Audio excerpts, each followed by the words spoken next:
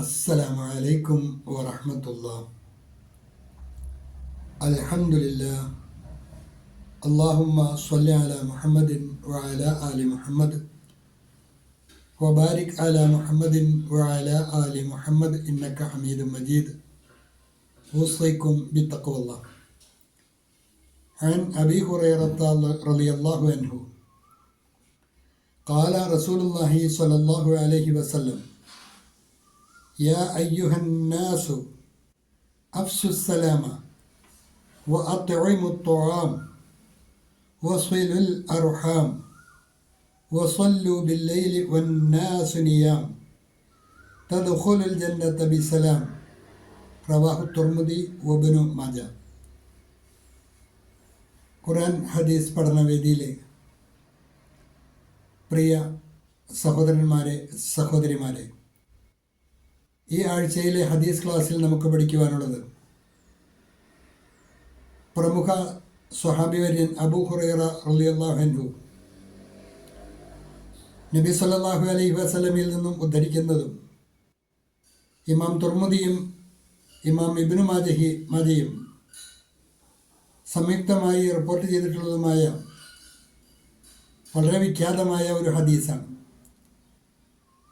അബൂ ഹുറൈറ റളിയല്ലാഹു അൻഹു പറയുന്നു, അല്ലാഹുവിൻ്റെ റസൂൽ സല്ലല്ലാഹു അലൈഹി വസല്ലം പറയുകയുണ്ടായി, യാ അയ്യുഹന്നാസ്, അല്ലയോ ജനങ്ങളെ, അഫ്സുസ്സലാം, നിങ്ങൾ സലാം, ഇസ്ലാമിലെ അഭിവാദ്യവചനം അത് പ്രചരിപ്പിക്കുക, വ്യാപകമായി സലാം പറയുക. രണ്ടാമത് പറഞ്ഞ കാര്യം വാ തൊഴിമു ത്വാം, ഭക്ഷണം നൽകുക, ആവശ്യക്കാർക്ക് ഭക്ഷണം നൽകുക. മൂന്നാമത് പറഞ്ഞ കാര്യം വസ്വിലുൽ അർഹാം, കുടുംബബന്ധങ്ങൾ കാത്തു സൂക്ഷിക്കുക, ബന്ധുക്കളെ ചേർത്ത് പിടിക്കുകയും ആ ബന്ധങ്ങൾ ഊഷ്മളമായി നിലനിർത്തുകയും ചെയ്യുക. അടുത്തതായി പറഞ്ഞത് വസല്ലു ബില്ലൈലി വന്നാസു നിയാം, വസല്ലു ബില്ലൈലി, രാത്രിയിൽ നിങ്ങൾ നമസ്കരിക്കുക. എപ്പോൾ? വന്നാസു നിയാം, മനുഷ്യരൊക്കെ ഉറങ്ങുന്ന സമയത്ത് രാത്രിയുടെ അന്ത്യയാമങ്ങളിൽ എഴുന്നേറ്റ് നമസ്കരിക്കുക. ഇത്രയും നിങ്ങൾ ചെയ്താൽ തദ്ഖുലുൽ ജന്നത ബിസലാം, നിങ്ങൾക്ക് സമാധാനത്തോടു കൂടി സ്വർഗത്തിൽ പ്രവേശിക്കാനാകും എന്നാണ്.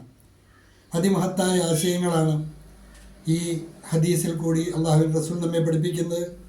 ആദ്യമായി പറയുന്നത്, നിന്റെ സഹോദരന് വേണ്ടി നീ നടത്തുന്ന അഭിവാദ്യവചനമായ അസ്സലാമു അലൈക്കും എന്നുള്ള അഭിവാദ്യവചനം അത് പ്രചരിപ്പിക്കുക. സ്വാർത്ഥതയില്ലാത്ത നിന്റെ സഹോദരന് വേണ്ടി നടത്തുന്ന ആത്മാർത്ഥമായ പ്രാർത്ഥനയാണ് അസ്സലാമു അലൈക്കും, അല്ലാഹുവിൻ്റെ രക്ഷയും സമാധാനവും താങ്കൾക്കുണ്ടാകട്ടെ എന്നുള്ള ആശംസാവചനം.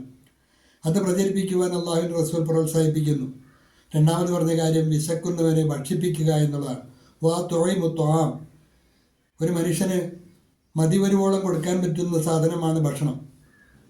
ഏതൊരാൾക്കും എത്ര ആണെങ്കിലും അയാൾ എനിക്ക് മതി എന്ന് പറയുന്നത് വരെ കൊടുക്കാൻ പറ്റുന്ന ഒരു ദാനം ഭക്ഷണം മാത്രമാണ്.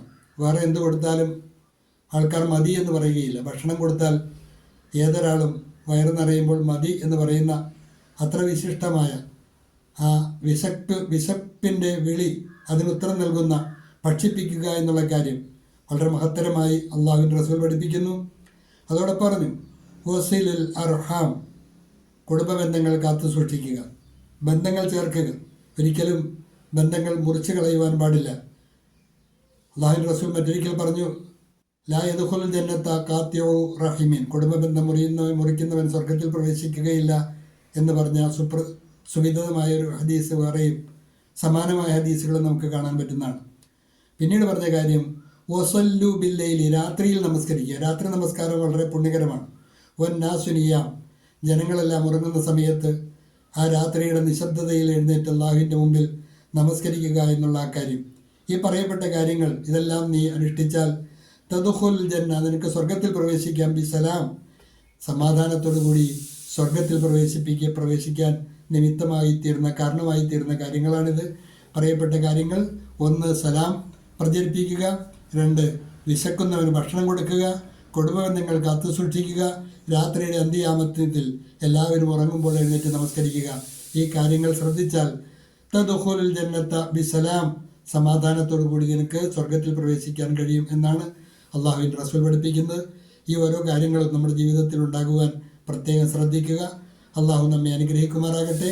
വാഖിറു ദഅവാന അനിൽ ഹംദുലില്ലാഹി റബ്ബിൽ ആലമീൻ. അസ്സലാമു അലൈക്കും വറഹ്മത്തുള്ളാഹി.